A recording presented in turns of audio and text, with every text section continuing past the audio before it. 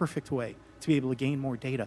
And when it comes to the stigma, sir, it's something that pilots are used to reporting on, that crew is used to reporting on. So it's a great way to get data, to overcome the stigma without spending really that much more additional money since the system exists. Thank you so much for your support of that. Thank you for what Ryan Graves does. This is a common sense means to expose the truth of UAP for the purpose of this hearing. Thank you. And I just want to also add now, earlier this year, as part of the House Defense Authorization Bill, the NDAA, I had filed an amendment to include the UAP Disclosure Act, which would create a UAP Records Review Board and exercise with exercise of eminent domain over UAP-related material, modeled actually on the JFK Assassination Records Collection Act, which is widely known. Now, the amendment was blocked, but thankfully the Senate included the amendment by Senator Rounds and Schumer for the UAP Disclosure Act. So I just again want to say that we should be pushing and ensuring the UAP Disclosure Act, which is bipartisan in its support, should move forward. And if I can just briefly, particularly Admiral, can you just briefly, as I close my time, explain why the UAP Disclosure Act would be critical for us and our national security? Thank you, Congressman. Yes, I believe the UAP Disclosure Act is important for national security, as well as advancing potential socioeconomic benefits resulting from UAP research, as well as public safety, as we referred to previously regarding aviation. And this act will allow for greater transparency and open research, and that's why I'm also a member of the UAP Disclosure Fund as an advisor, as in the Sol Foundation, as an advisor, senior strategic advisor, which is advocating for the same. Thank you very much. I yield back. All right, thank you. I'd like to recognize Mr. Biggs for 5 minutes of questioning. Thank you, Madam Chair. Thank you for holding this committee. Thank you to the witnesses. Admiral, the video that is called the Go Fast video, the email that you've talked about being deleted, I just want to briefly cover this. You said that the email, the author was asking whether any of the recipients were aware of the classified technology demonstrations that it could explain the objects that were observed. And then you said the email disappears. Then you guys have a series of meetings. The commander of fleet forces and his operations officer never discussed the incident again. Is that right? Is that accurate? That's accurate, sir. And even during weekly meetings, it was never discussed again. My question for you is, you were in those meetings. Did you personally hear that nothing was going on about that? Yes, sir. I was in those meetings, and did you make inquiries about that? No, I did not, sir, because I inferred, since I had been read into other special access programs, that this UAP video was part of one that I was not read into, or any of the recipients, or the author of the email, and that an intelligence agency basically pulled it back and instructed the author of the email, hey, this is, you just conducted what they call spillage into a lower classification level, and when that's done, the procedures are basically to remove any of the communication. You're going to silo it. So, and you, Mr. Elizondo, you said in your report and your testimony today, a government work on the UAP subject still remains classified. Excessive secrecy has led to grave misdeeds against loyal civil servants, military personnel, and the public, all to hide the fact that we are not alone in the cosmos. Fair? Yes, sir. All right. And all of you, and Mr. Schellenberger, by the way, I've read several of your books, Mr. Schellenberger, excellent stuff. Thank you. What I would say, too, is you were asked about the veracity of the author of this report. You comfortable with the veracity? Yes. Okay.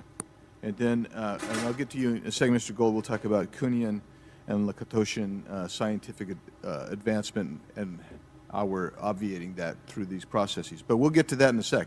Because what I want to really get to is the ultimate question it really becomes this. For what purpose is the federal government overclassifying, because that's what they're doing, they're overclassifying, and forbidding the public for getting access to this? And if you know, if you have an explanation, I'm curious, because I know what I've been told. I just want to know from your perspective, why do they overclassify? Mr. Elizondo, you look like you're finger on the button, ready to go.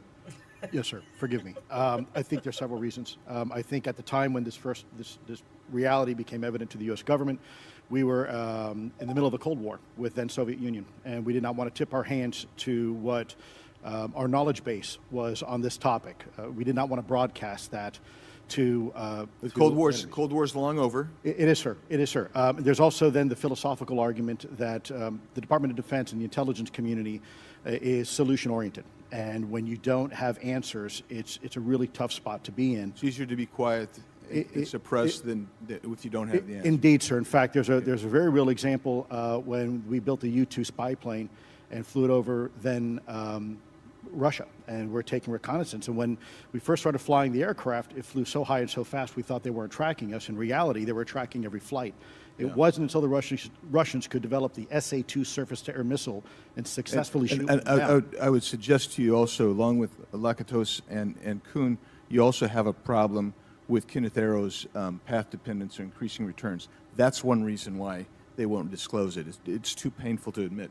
But I just want to read a couple things from Mr. Schellenberger's, what he gave to us today, because I think this is interesting stuff, and I just want to convey this to you. On USG networks, there exists infrared footage of and imagery of a grouping of vessels engaged in SIGINT and massive collection at night in a specific area of the Pacific Ocean. This footage, which was in close proximity to the vessels, a large equilateral triangle UAP suddenly appears directly over the ships.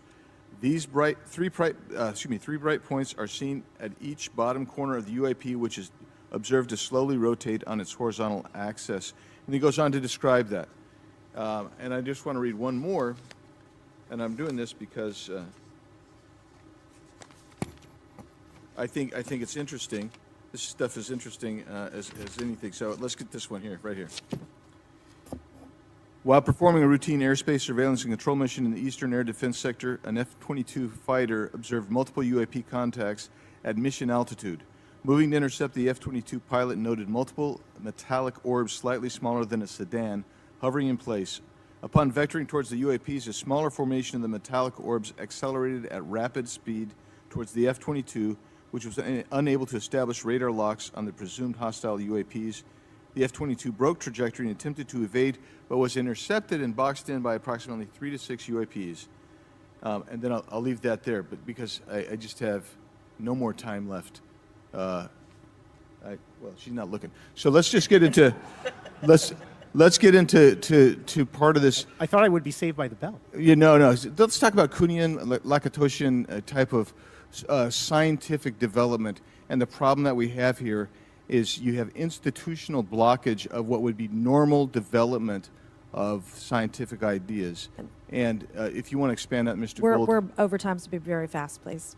I'll just say I'm a recovering attorney, so please take it easy on the science. But all breakthroughs have been heretical at first, and that's the challenge that we face, particularly with something as extraordinary as this, which is why gathering the data is so important. And I'll just end by saying, by the way, the overclassification of material is in no way limited to UAP. That is occurring throughout the government, as well as the inability to get people classifications in a timely and efficient manner, and then to have those classifications be broad enough to be useful. So this is a larger issue that I hope that Congress will look at. Thank you. Thank you, Mr. Biggs.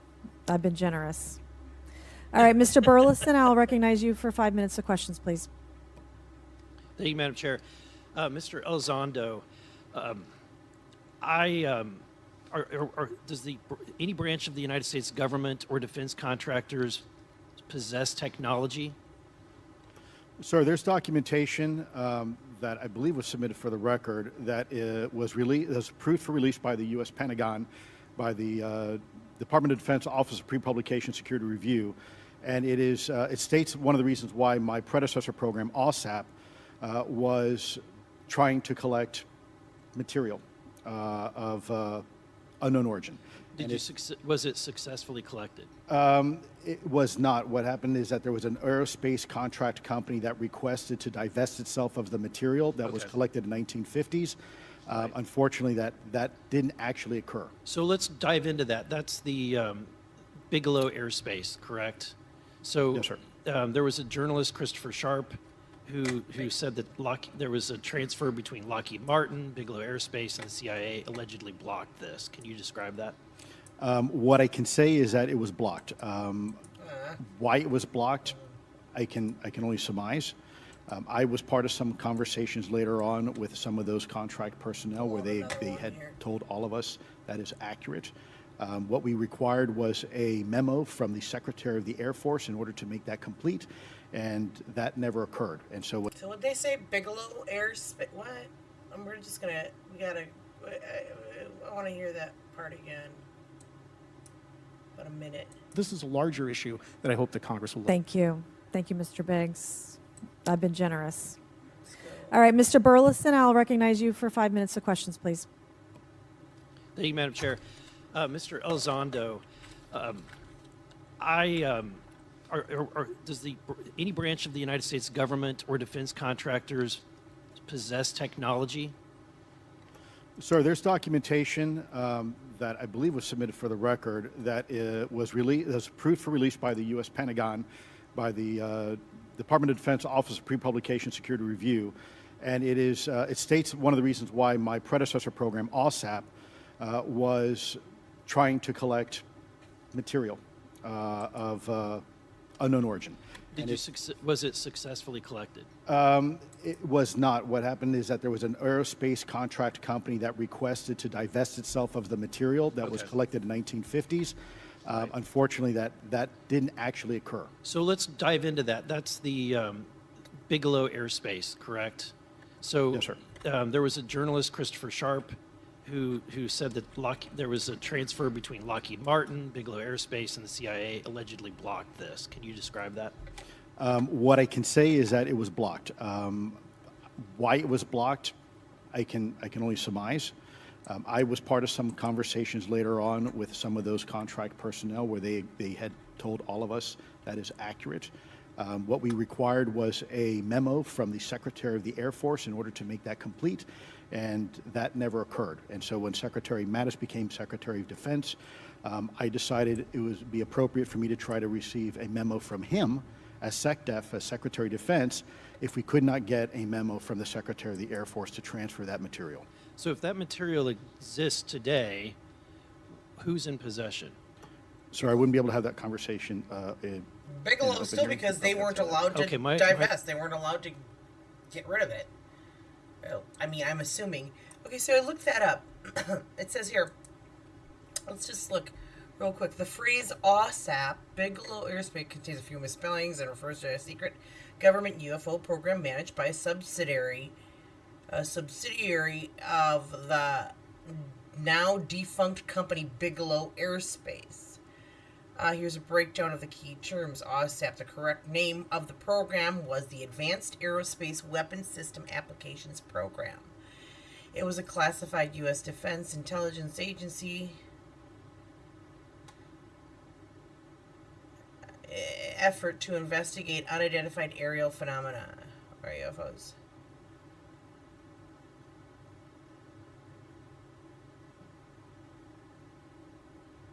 Let's see.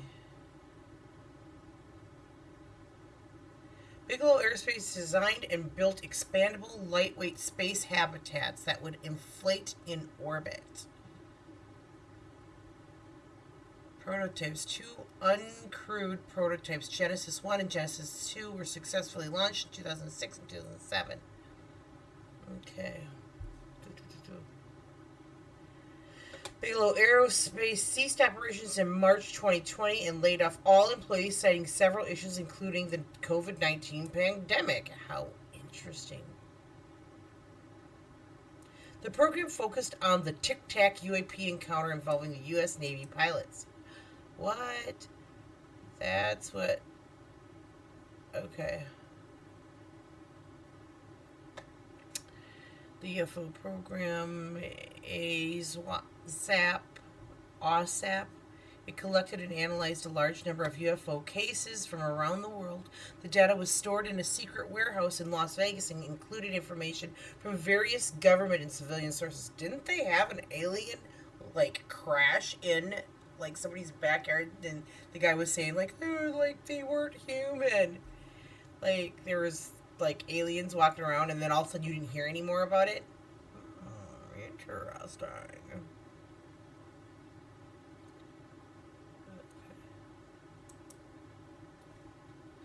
Squeakopedia.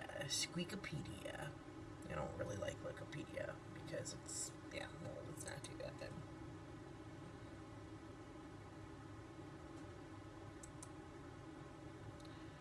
The Fed spent $22 million researching invisibility cloaks, UFOs, and tunnel through the moon. However, wonderful image. What in the image? A world in which these things are possible. The government shouldn't be shelling out millions to entertain speculation. Documents acquired by Vice via public records request have revealed details about a secretive government program that was researching highly speculative and often outlandish theories and technologies, including the development of invisibility cloaks and the feasibility of building a tunnel through the moon using nuclear explosion. Actually, invisibility cloaks are actually something that's able to happen, I thought. In fact, there's so many different ways that you can... Yeah, no. So, I guess it was a success, I would say. The UFO phenomenon formally disbanded in 2012, but multiple reports indicate that it has lived on in some form. Oh. What study was this? Was it going to leave? Newly released documents shed light on government-funded... Oh, God, it's from Vice.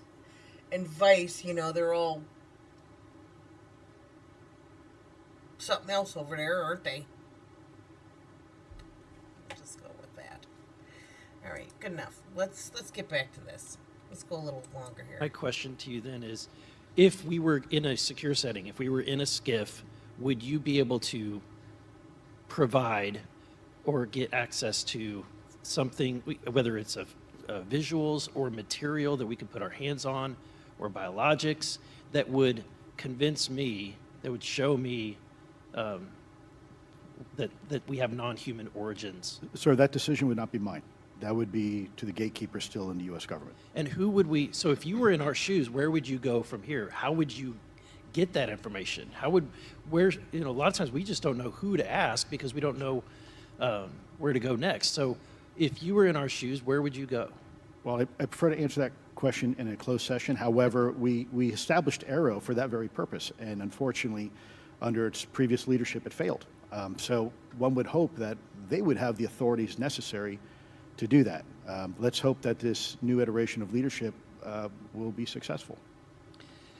In the discussions, it's simply about material, or is there discussion about it was previously testified that there's biologics that were collected. Are you aware of any of that?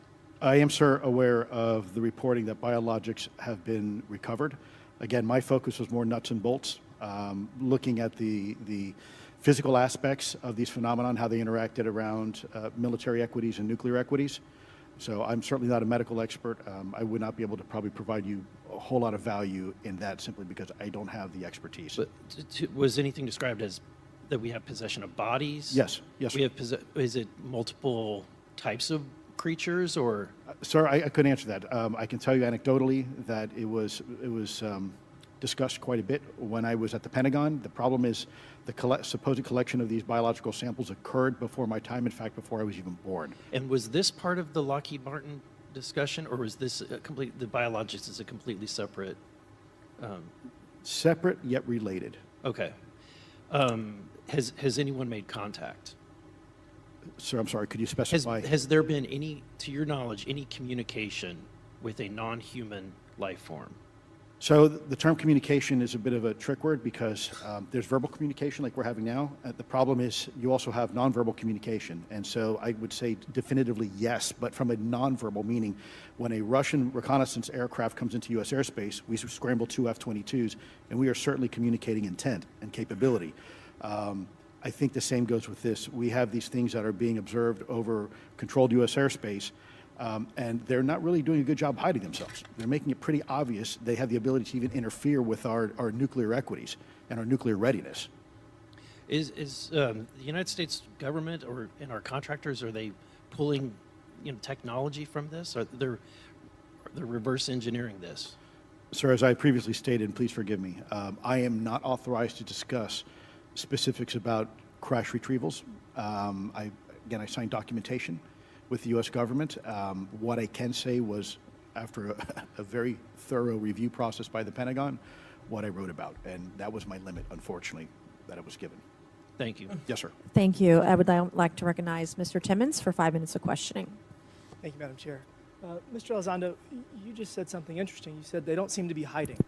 They don't seem to be hiding. The UAP sightings are becoming increasingly brash, if you will. And, you know, we've been hearing about these for years, but they've generally been isolated and not as consistent and over critical military installations. Would you say that's fair? Is this becoming increasingly often? Is it happening more and more? Great question, sir. Let me see if I can answer this for you. Certainly, there seems to be some indication that they're being provocative, meaning that they're, in some cases, literally splitting aircraft formations right down the middle. So that's an air safety issue. The question is it the frequency increasing? And really the response is it depends. Yes, it's possible that there is an increase in frequency, but it's also possible that there's heightened awareness now, and there's also more pervasiveness of technology out there that's collecting this information and that can record this information. So we're not quite sure yet if it's actually an increase in numbers of these events, or is it that we have better equipment now that to record these things, and we have a better ability, if you will, to analyze these things. And that's my next question. It seems that a lot of these I would sightings think that it'd occur be an near increase. military installations. Do you think that Only because I would think as time goes on, more and more are created. So, I mean, just like people. Yeah. these UAPs are intentionally targeting military installations, or do you think that we have increased abilities to monitor surrounding the military installations? Sir, maybe both. Part of my concern is we have something in the Department of Defense and the intelligence community called IPB, Initial Preparations of the Battle Space. And we use equities like ISR, intelligence, surveillance, and reconnaissance, or other type of equities and technologies to prep the battle space. And certainly, you know, if I was wearing my national security hat, even if there was a 2% chance that there was some sort of hostile intent here, that's 2% higher than we really can accept. And so we must figure out, there's a calculus, capabilities versus intent, in order to identify if something is a national security threat. We've seen some of the capabilities, yet we have no idea the intent. And so this is why this discussion is somewhat, I think, problematic from a governmental perspective, because we have no idea. Sure, thank you. Mr. Schellenberger, you're particularly familiar with the Langley Air Force Base incident a year ago? Are you familiar? Just from what I read in the Just news. from what you've read? Yeah. I would imagine a large percentage of the American population became aware of that with the Wall Street Journal article. Would you agree with that? Yes. Really? And were you aware of that incident prior to the Wall Street Journal article? What? What? What are we talking about? Or are we talking about the one that I was talking about? Wait, no, wait. Let's see. Let's continue. You guys, let's watch this while I look that up. No. To the rest of the panel, it was the Wall Street Journal article the first time that y'all were made aware of what was essentially an over 2-week UAP frenzy over Langley Air Force Base. Were y'all aware of this prior to the Wall Street Journal article? Anybody? Show of hands. Yes, sir. Dr. Guyette, could you give me how did you become aware of it? A colleague of mine who I referenced previously, Chris Mellon, he wrote an extensive article about this, that there were other incursions of 17 drones days. over Langley before this, as well as many, many military installations over the last 5 decades. And it's my understanding that there's been an ever increasing in number, and I'm trying to think how to say this because I wear 2 different hats. I'm still in the Air Force. So, I mean, it seems that they're becoming increasingly brash, and the question that we really have to figure out is is it China or is it non-human? And I think that's the biggest question the American people want to know. If it's China, it's scary because they have a lot of technology that we cannot explain. And if it's non-human, that's scary because we don't know the intent. Would you say that's fair? Yes. Okay, so what I found is this. You gotta have a subscription to the Wall Street Journal. I don't have that. Anyways, for global news, mystery drones swarm Air Force Base for 17 days, leaving Pentagon Baffled. Okay, top security officials in the U.S. remain stumped after an unknown fleet of drones breached restricted military airspace for 17 straight days last December. So that would have been December 2023. A new report, first detailed by the Wall Street Journal, says military personnel reported witnessing the mysterious fleet over a stretch of land at Langley Air Force Base along Virginia's shore. The drones would appear in the sky about 45 minutes to an hour after sunset each night.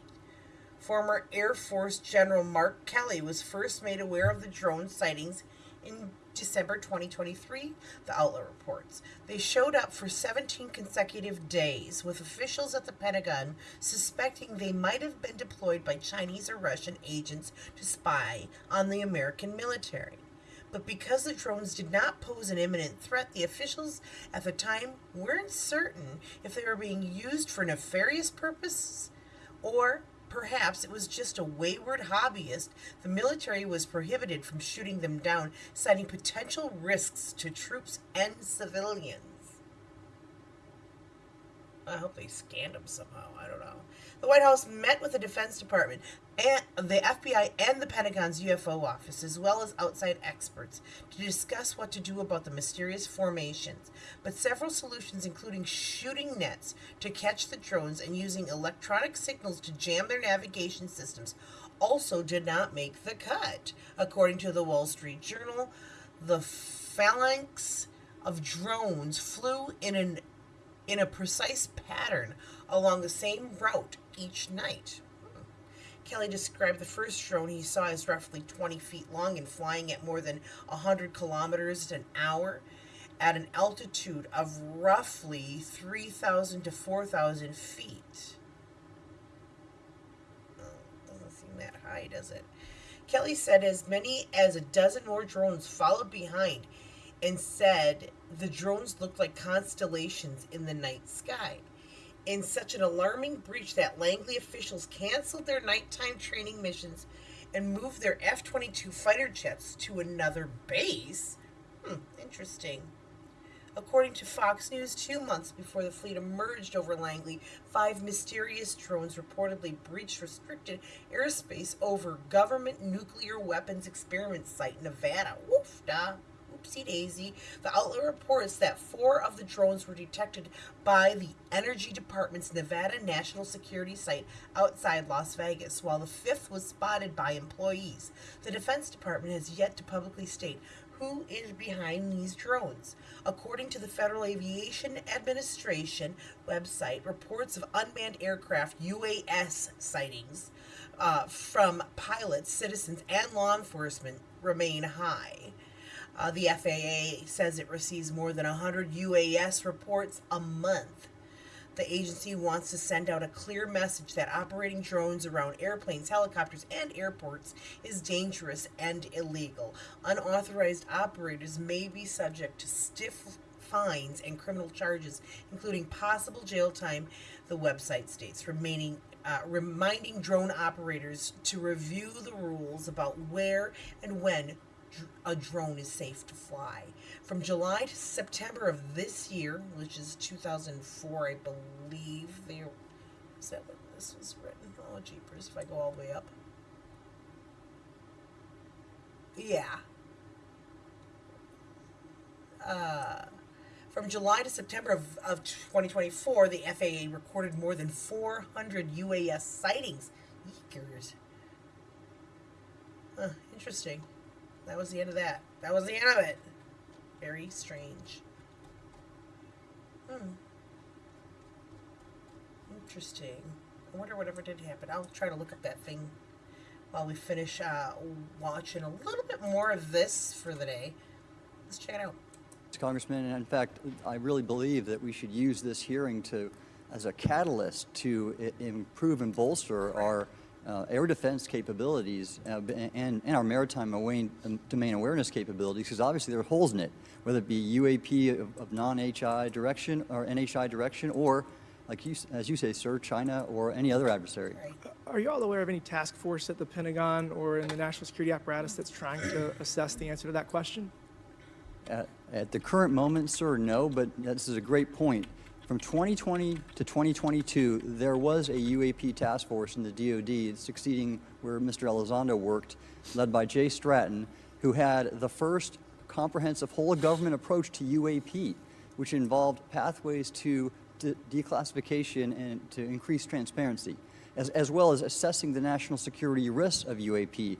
This was a really well-established approach, and we have all advocated that something like it return. I'm running out of time. The last thing is that we need authorities. The law enforcement, military do not have authorities to actually engage, and Congress needs to act to give those authorities to local law enforcement and the military so they have clear guidelines on how to assess these issues going forward. I yield back. Thank you. Thank you. I'd like to recognize Ms. Boebert for 5 minutes of questioning. Thank you, Madam Chair. Now that we have all been cautioned in this committee hearing that the mention of Pentagon's Immaculate Constellation program could put us on a list, well, I already find myself on many lists, I'm sure. So I speak my mind often, so why not just keep going with it? May as well just go all out and say it. The Earth is flat, birds are government drones, and we've never set foot on the moon, and Joe Biden received 81 million votes in the 2020 election. So let's just see how many lists we could get on here today. But Mr. Schellenberger, I wanted to ask you, I think I understand from this hearing that you would agree that classifying information like this is not in the best interest of the people. Is that correct? Yeah, I mean, with the caveat that, of course, I would support classification necessary to protect secrets essential to national security, but I think it's pretty obvious that there's overclassification. Overclassification, yes. And so in most instances, if they can't tell us what, do you think at some point they'll at least tell us why? President-elect Trump has repeatedly committed to greater transparency, both on the UAP issue, on JFK files, on COVID origins, and many other things. So I think that we need to make sure that the next administration is held accountable for that. Agreed. And this is for all four of you. Yes or no, please. I have many questions I want to get to. Are there any known instances of recovered materials or technologies that are not of human origin and maybe connected to any advanced bioscience defense programs within the USG? I don't know. I wouldn't be able to answer that, ma'am. I don't know. I don't know. I wouldn't be able to answer that. So there are rumors that have come up to the Hill of a secretive project within the Department of Defense involving the manipulation of human genetics with what is described as non-human genetic material, potentially for the enhancement of human capabilities, hybrids.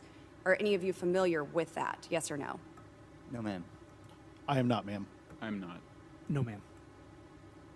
Okay, I would like to know, with Immaculate Constellation, how does this relate to UAP activities, Mr. Schellenberg, in oceanic environments? Are there any instances where the Navy or other maritime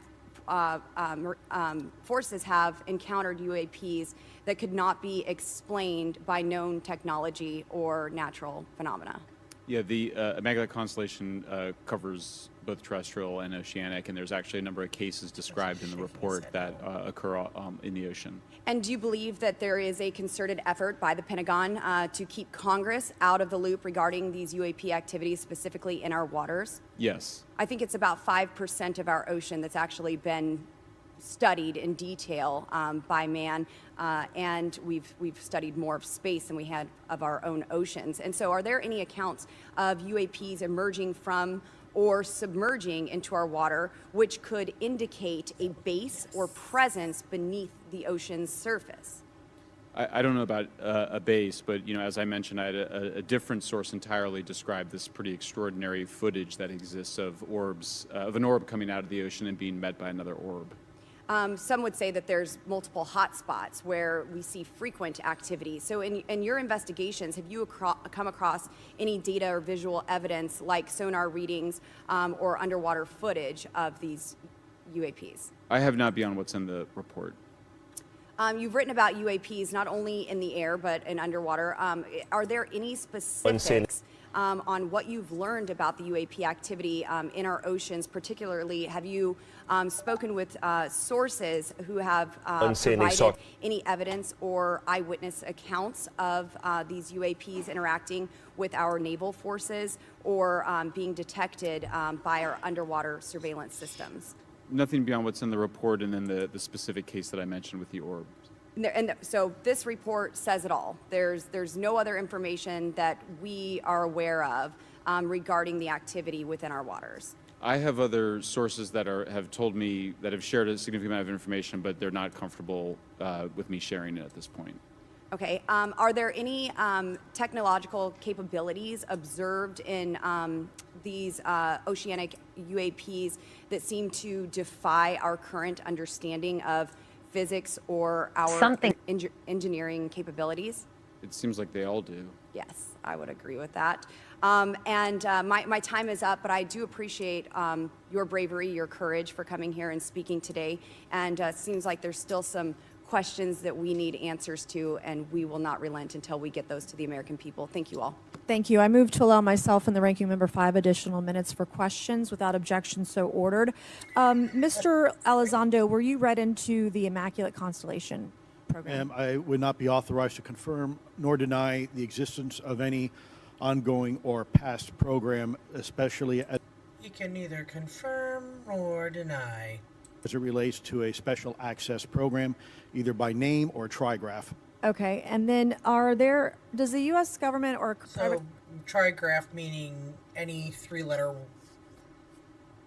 acronym. contractors, do they Right. work with other foreign countries, China, for example, to exchange data, quote from a source, that intelligence data about UAP?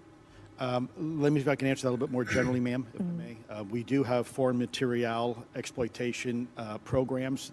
That is something that is widely known, and that term itself is unclassified. How exactly that works becomes a bit sensitive. It's a discussion we could certainly have in a closed session if you like.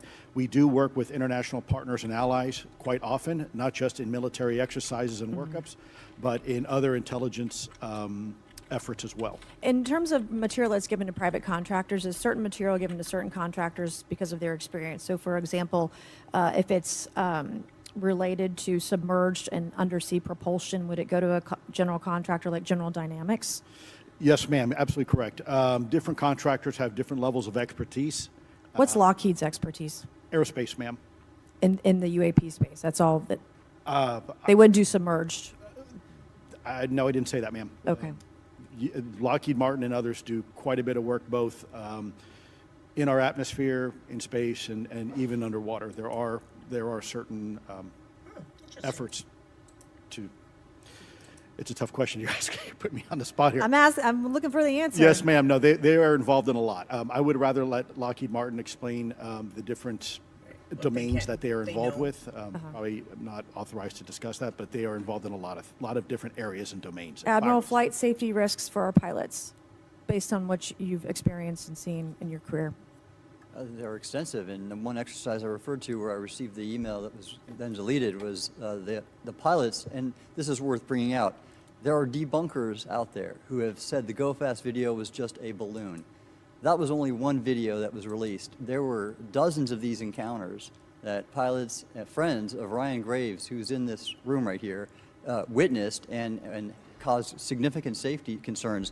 And to almost call out and exercise it and shut it down, which is very compressed, and the carrier's getting ready for deployment, and the pilots have to get certified to land on a carrier.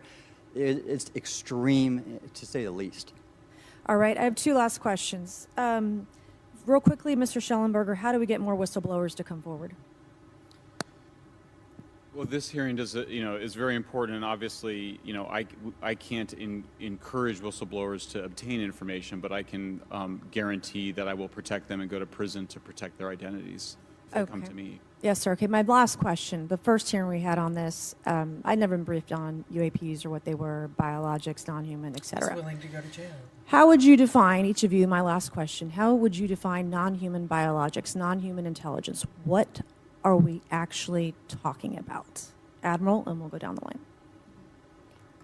I don't think it's a stretch when you look at the diversity of life on this planet and the size of this universe to think that there would be more diverse, higher order, non-human intelligences throughout the universe. And that's probably what's visiting us.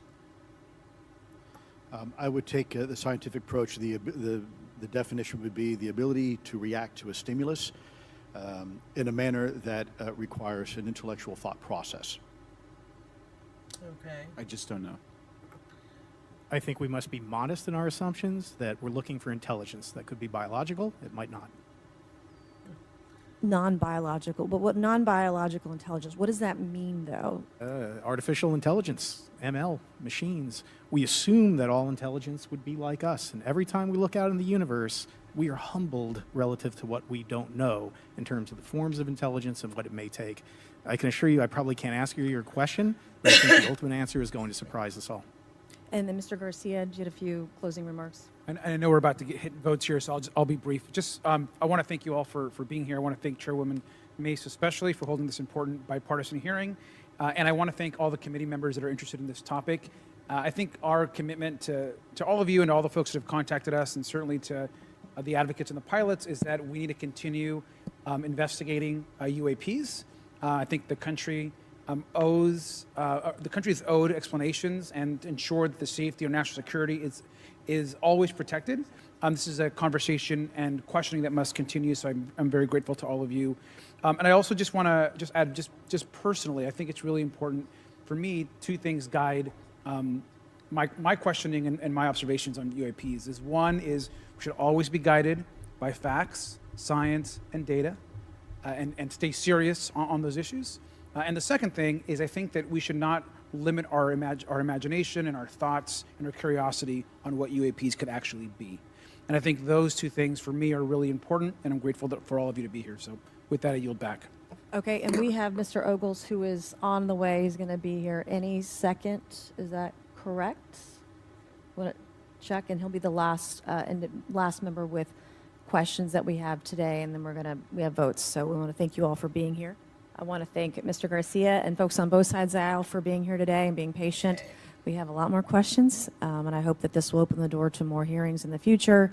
I obviously would like to know how much taxpayers are spending on this. You have the right to know, but also if we're spending money on something that doesn't exist, why are we spending the money? And if it does exist, why are we hiding it from the public?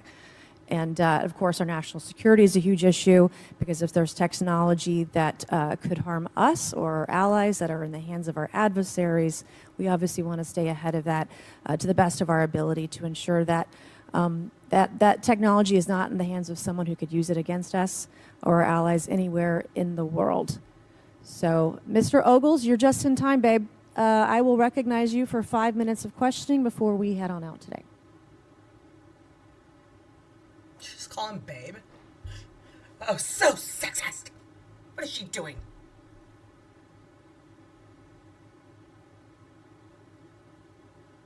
Well, thank you all for being here, and Just kidding. Madam Chairwoman, I'm out of breath because I sprinted to get here, but this is an important hearing.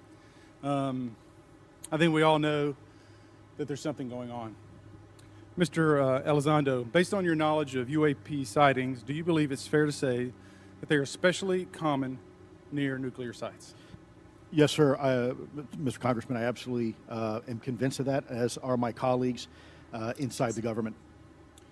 And the reason why I pose that question, and this has been one of my talking points from the beginning, is, Oak Ridge is in Tennessee. The so-called weather balloon that drifted, that we now know was controlled, it passed near Oak Ridge. It obviously is a sensitive site, both of interest to our adversaries and to whatever else this is. Because we know that at military installations, at sensitive locations, such as nuclear facilities, that we're seeing this take place. So the question is what is it?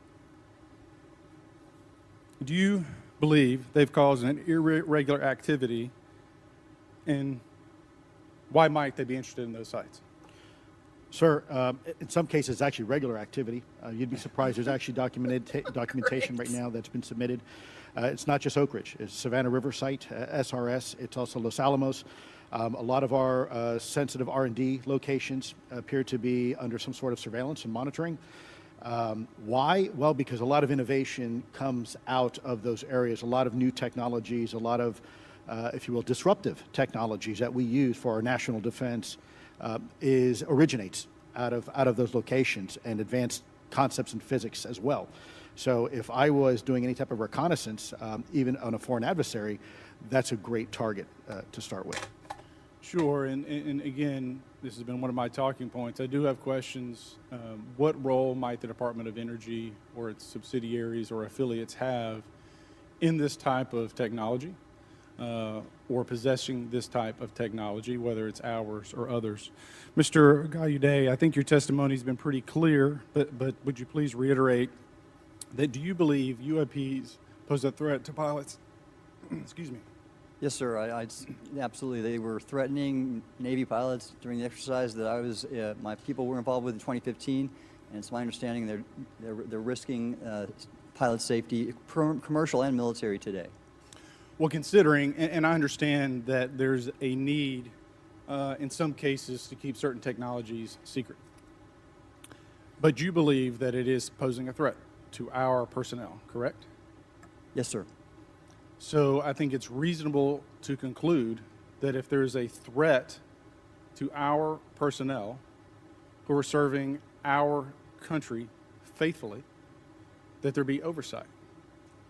100%, Congressman. And in fact, that's the one thing that we've not talked about enough during this hearing, is the fact that the government executive branch not sharing with Congress what it knows about UAP infringes on your legislative and oversight responsibilities to such an extent that's very concerning. I mean, what else are we, if you look at national security or intelligence or foreign affairs or appropriations, you all have oversight and legislative responsibility regarding those.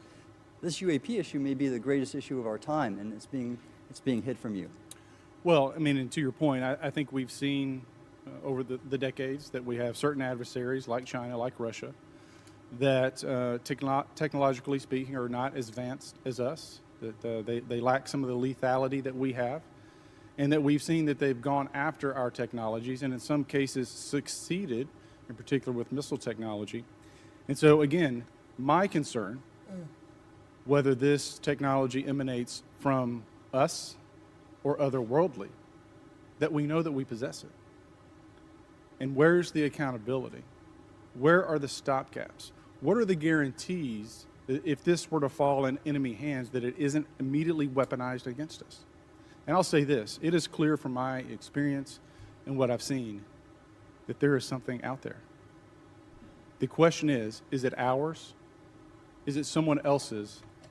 Or is it otherworldly? And Madam Chairman, I would posit that as the legislative body, as the regulatory body, we must know. And anyone who prevents us from gaining access to that information, I would consider that criminality. Because we have U.S. personnel who may very well be in harm's way. We have technology that ultimately may threaten our very existence. With that, Madam Chairman, I thank you for your indulgence, and I yield back. Thank you, Mr. Ogles. And with that and without objection, all members will have 5 legislative days within which to submit materials and to submit additional written questions for the witnesses, which will be forwarded to the witnesses for their response. If there's no further business without objection, the subcommittee stands adjourned. There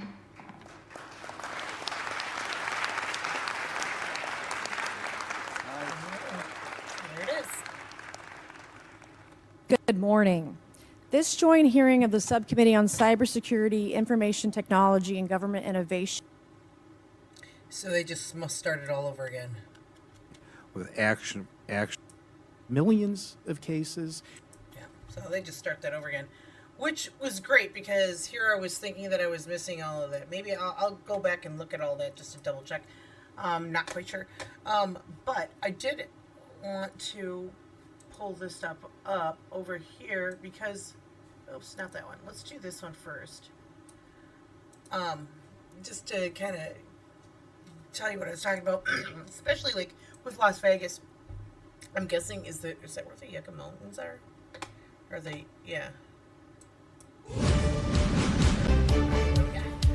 It is the police call everybody will be talking about. Thanks for joining us here at 6 o'clock. I'm Denise Valdez. I'm Brian Loftus. A family says something crashed into their backyard, prompting them to call 911, saying they saw... So, When I Googled this, it actually said it happened on May 1st, but this is like a month later they're doing this, which gives me some concern. I don't know if that the timeline is correct or what the deal is, but this was June 7th, I believe. Creatures walking around. Our 8 News Now investigators digging into this for weeks now, and tonight our David Charnes with the video you will only see on 8 News Now. So was it reported Right, Denise, right away? sources telling the 8 News Now investigators that several agencies believe something landed or crashed. Whether it was non-humans or not, it certainly scared the people living on this property. Now, before we show you that video, listen to their call for help. There's like an 8-foot person beside it, and another one's inside, and it has big eyes and looking at us, and it's still there. Okay, where is this on your property? In my backyard. I swear to God, this is not a joke. This is actually, we're terrified of it. So there's 2 people or 2 subjects that are in your backyard? Correct, and they're very large. They're like 8 foot, 9 feet, 10 foot. I don't know. They look like aliens to us. Big eyes. They have big eyes, like I can't explain it, and big mouth. They're shiny eyes, and they're not human. They're 100% they're not human. Okay. Well, the 8 News Now investigators obtaining video as officers then responded to the call you just heard. You'll see the officers also saw something in the sky that night, but the big question is, what was it, and is it all connected? Leave her alone. It's almost midnight on May 1st when a Las Vegas Metro police officer's body cam catches this, something flashing low in the sky. 911 emergency. Minutes later, there's like an 8-foot person beside it, and another one's inside, and it has big eyes and looking at us, and it's still there. someone calls 911 reporting 2 large figures in their backyard. I'm so nervous right now. The 8 News Now investigators obtaining another officer's video as he's sent to the Northwest Valley home. I have butterflies, bro. Everyone saw a shooting star, then these people say there's aliens in their backyard. By now, it's more than an hour after that bright light. Officers meeting up with the caller and his family. What'd you see? It was like a big creature. A big creature? Yeah, like around 10 feet tall. I'm not going to BS you guys. One of my partners said they saw something fall out of the sky too, so that's why I'm kind of curious. Did you see anything land in your backyard, or? They see like a big, that's what they say. They see like a big something with light. What I saw right now, I do believe in it. Police walk into the backyard to investigate, but Metro blacked out that part of the video because it's considered private property. What's clear, they're taking this call seriously. Hey, this might sound like a really dumb question, but did you guys see anything fall out of the sky? Asking others what they saw. I would normally discount it as nothing. However, seeing as one of my partners said they saw it too, only reason I'm actually investigating it further. That investigation turning up no concrete answers as of Wednesday. Whatever or whoever fell into that yard, long gone within minutes. Oh, hey. If those 9-foot beings come back, don't call us, all right? Deal with it yourself. I ain't dealing with that. So yeah, this is quite weird, Brian was saying as we're watching this story. Now, we've been in contact with the family in that video, and as you heard in that 911 call, they seem very reasonable and honestly quite scared as you heard them in the call. No, they don't seem impaired in any way. And whatever crashed by the time that police got there was gone, but sources say that there's really no dispute. Something was in their yard. Exactly what? Wow. We do not know. I mean, it's so interesting. So, like, the Metro officer sees something, the neighbor sees something. I mean, so what could it be? Well, we know that there are obviously a lot of military bases around this area. George Knapp covers a lot of that stuff for us on the 8 News Now investigators. We're showing you drone video from above that area. And we know, of course, Creech not far away, Nellis Air Force Base not far. I checked in with them. They say they are not involved at all, and we are waiting to hear from the Pentagon as well. And you talked to these people. It seemed completely legitimate to you, and do you have any personal thoughts on maybe what it was? Right. So it seems from talking to our sources that something happened. There was obviously some flash in the sky. A lot of people saw it that night on the night of April 30th, early in the morning on May 1st. Did that exact thing land in their yard? I don't know. But These people said they saw some SUV circling the area. Could this have been some piece of equipment that malfunctioned? Maybe they saw something and then someone came. I can't believe we're talking about this. Right. Someone came and retrieved it from the backyard in the SUV. We don't know. This all comes as a former high-level intelligence officer, an Air veteran, was on News Nation talking about how there is a program where the government collects some unidentified objects. So this might be that. We just don't know. We're going to work to find out, though. And Brian. no substances. They were looking with clear eyes. Good. Very interesting. Not big buggy eyes, though. Guess no. Gonna guess no. All right, let's see what this one said, because this is something similar.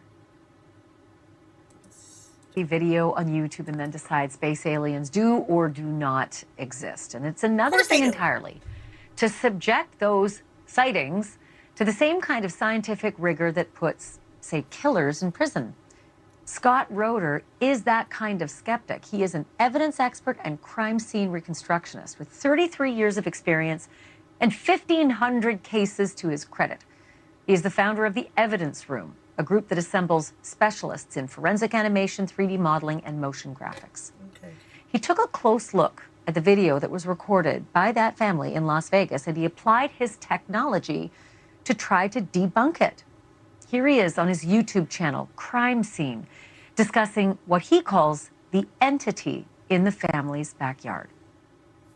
We can take a video and look at whether or not there is an artificial artifact added to it or not.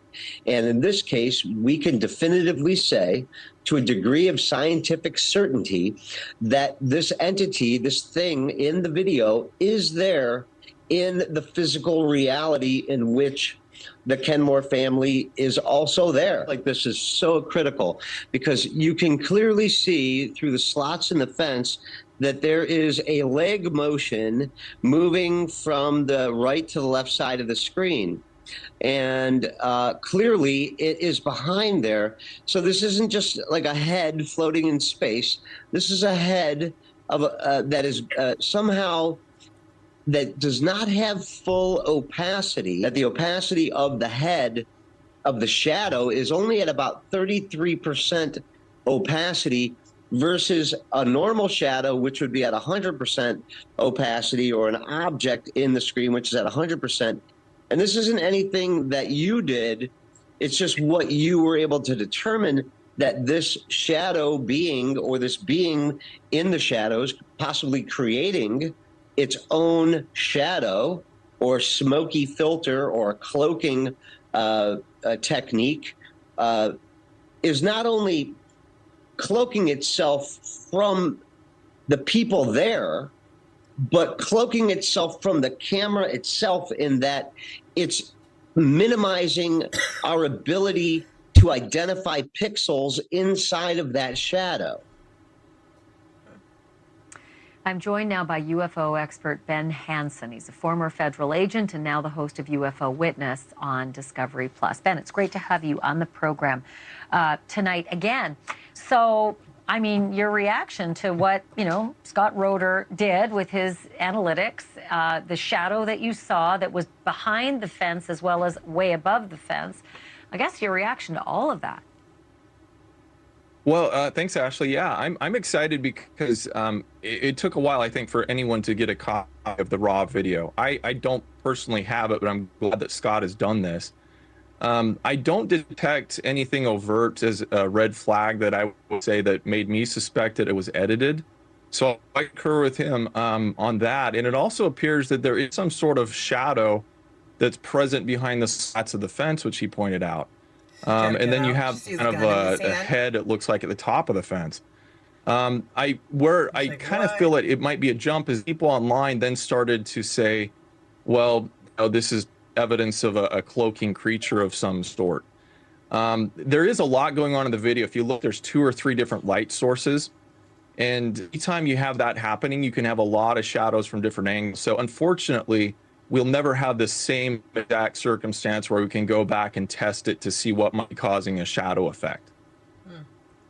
There is this one aspect of it, and I'm not sure if our producers can just let the video go, but when they walk in past the gate, something startles them and they freak out. I mean, for lack of a better description, it's not. There's no way this is acting. Actors don't do it this well.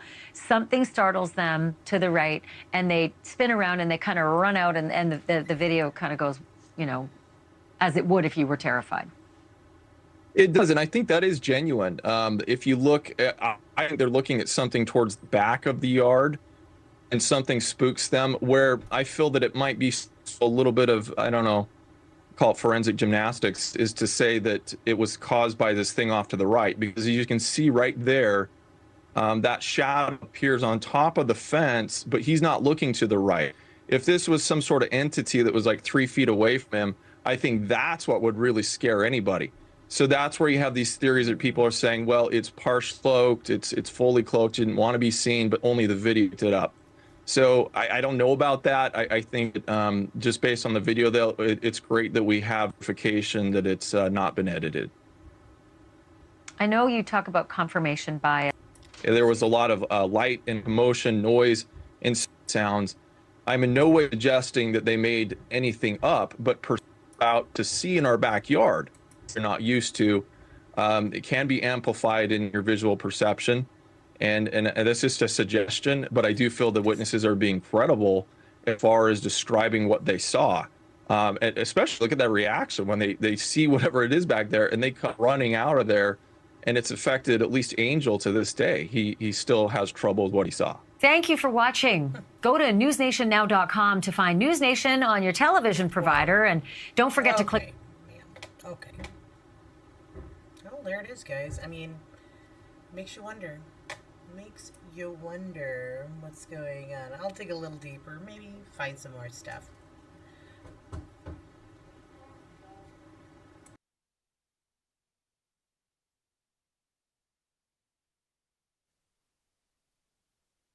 Oh, keep my mic on here. Hold on a sec. I've got another video I wanted to share. And it's just like something, because I think Sunday, I believe I can get it together by this Sunday, but my pastor did a series, and the first part really focused on deception, and he actually goes through his little series, and it talks about the armor of God, and how to recognize these kinds of things in your own life and that kind of thing. And so I put together a little 10-minute video, and I think we'll end with that because I'm going to bed soon. Anyways, okay, so let's do that. Let me see. Oh wait. Oh, it would help if I had this. Derp. Oh, that's why. Sorry. I gotta hit the transition button here. There.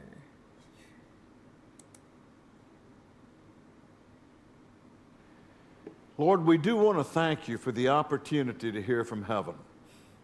We realize that when your word is preached, there's always... I see you, Fat Jimmy. Shut up. You're here.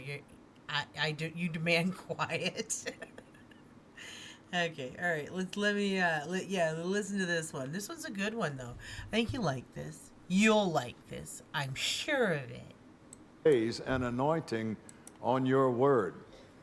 But on our end, we need to be sure we have ears to hear what the Spirit is saying and to exercise our faith for the kind of divinely inspired utterance that will impact our lives.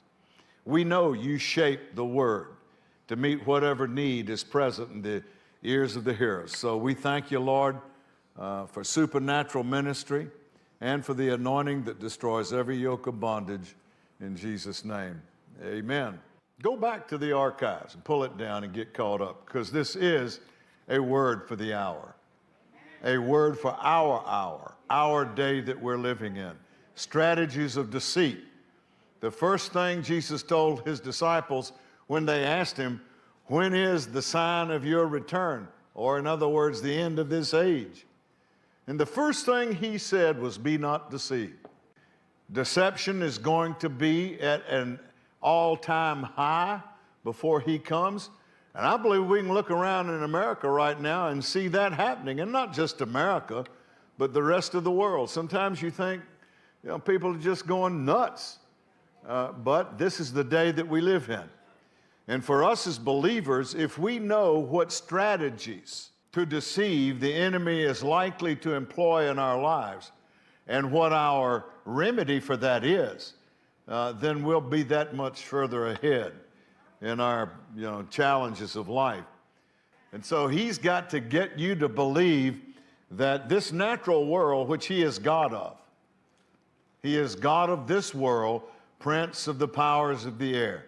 That is the authority, the dominion that was forfeited to him when mankind bowed their knee in obedience to him in the garden.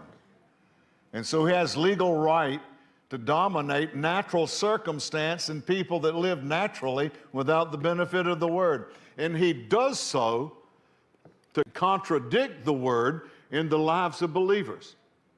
He knows Bible prophecy probably better than any of us do.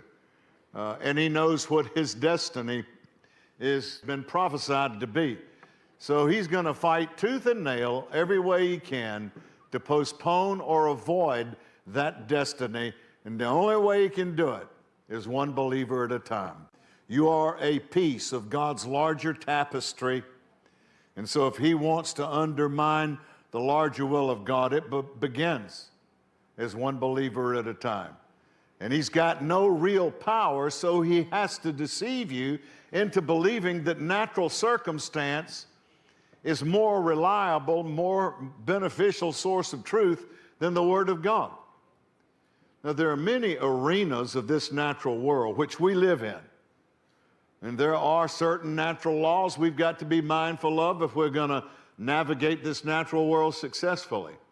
But there's a higher order of truth. It is the spiritual realm that we are now alive unto if we've been born again. We are alive unto God. We've been recreated in his image and likeness spiritually. And that's going to be the real us for all of the eternal ages to come. Laws in that arena are different than this natural world. The spiritual arena is also referred to in the Bible as the unseen realm. So you perceive spiritual truth through the Word of God.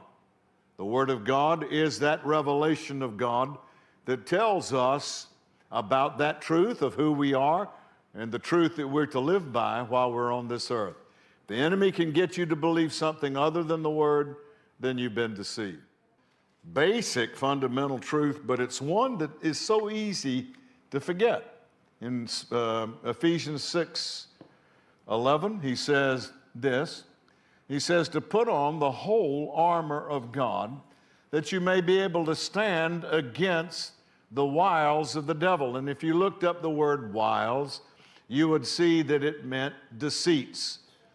You can go to the Strong's Concordance. The Greek word is defined as deceits. And we are to stand against the deception that he brings into our life. His strategies of deceit are what we are going to be doing war against. That is a very basic description of our warfare, but it's the truth. And so we put on the whole armor of God that we may be able to stand against those strategies of deceit.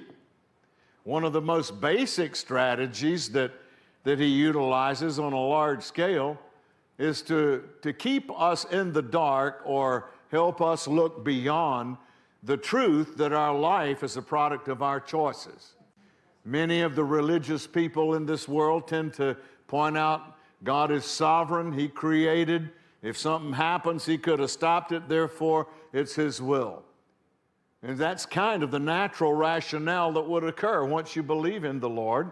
Then, you kind of believe, well, he's God, man. He created everything. If he didn't want this to happen or that to happen, he could have or would have stopped it. But the Lord tells us something quite differently in the Word. He said he's made you a free moral agent. That means you have the right to choose your own destiny. And many people would say at this point, no, man, you don't know. I mean, I can't control where I been, what's happened to me, or where I'm going. I was abused as a kid, you know, got stuck in a drug environment, whatever, you know. My wife abused me, or that was probably the other way around. My husband abused me. But whatever. I mean, people have always got reasons their life didn't turn out right. And that's not to suggest everybody doesn't have challenges. You will. But you have a choice to make in everything that unfolds in your life. You can choose life and blessing, or you can choose death and cursing. That's what he says. Life is your choice. You're a free moral agent. Yeah, you may have been born to a single parent mom and never had any fatherly guidance. You may have been abused growing up. No doubt, everybody's got challenges that they have to deal with and face. Racial differences has been a challenge for many for a long time. But God says everybody, in his view, has an equal chance. Male, female, Jew, Gentile, bond free. We are equal in Christ, have an equal opportunity to live by faith and make choices for life and blessing that will change our experience of life on this natural earth. Everybody does. And until you understand that is not only your prerogative, it is your obligation. Good stuff. To give God as much to work with in this natural world as you can by making good choices in your life. Nobody's going to deliberately choose death and cursing. This is true in, most degrees, that if you're experiencing an area of death and cursing right now, something's going on in your life, physically, relationally, financially, emotionally, whatever, that is obviously contrary to what God says he wants for you, you're experiencing a little touch of death and cursing, the first place I'd look is my choices. What kind of choices have I been making? And you can take them back a ways, because sometimes there's a long due season between the time the choice is made and the fruit is experienced. So take a look at your decisions. I think the Holy Ghost will help you see what lifestyle changes or choices you need to change in order to rectify the matter. Now, there is another possibility. You can experience the touch of cursing and death because of the relationships you're in and somebody else's decision for cursing or death. If you're living with them or under their authority or whatnot, you can be touched by somebody else's wrong choices. But God doesn't hold you in that place of bondage. He gives you ways to escape that effect. So we need to understand this about Ephesians 6:11. That's where it begins. He tells us to put on the whole armor of God so you can stand against the deception that he brings you. That's what the wiles of the devil refers to. That means something very interesting. If you can understand what the armor is protecting in your life, then you can deduce from that the strategy he has in trying to bring you into a place of cursing and death.